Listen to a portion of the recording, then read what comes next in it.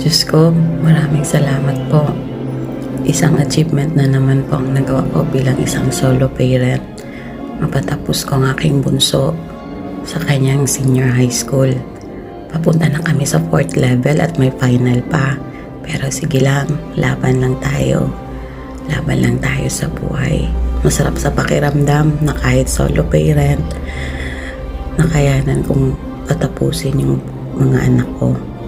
Salamat Panginoon. Salamat po talaga.